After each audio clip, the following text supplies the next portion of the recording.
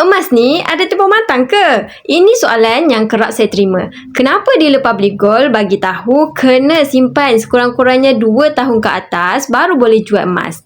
Tak boleh ke kalau saya nak jual emas tu untuk dapatkan duit? Untuk pengetahuan tuan-puan, emas ni tiada tempoh matang seperti insurans ataupun takaful. Jadi, boleh je kalau tuan-puan beli emas hari ini, esok nak jual. Tapi, tuan-puan yang akan rugi.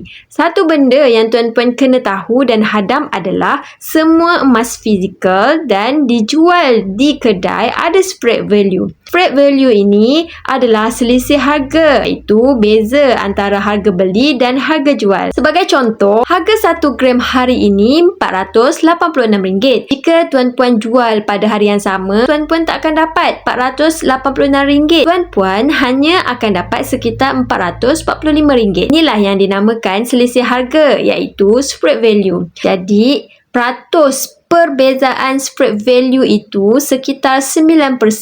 Untuk pengetahuan tuan-puan, spread value yang sesuai untuk simpanan mestilah 10% dan ke bawah. Sebab itu, barang kemas tak sesuai dijadikan sebagai simpanan kerana mempunyai spread value yang lebih tinggi daripada 10%. Jadi, untuk tuan-puan untung dalam simpan emas 999, pastikan tuan-puan simpan 2 tahun dan ke atas kerana peratus kenaikan emas sejak 20 tahun kebelakangan ini naik sekitar puratanya 10% setahun.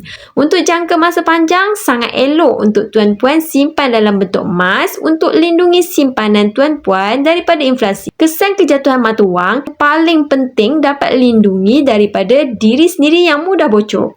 Nak alihkan sebahagian simpanan dalam bentuk emas, boleh klik link di bio untuk saya bantu sebaiknya.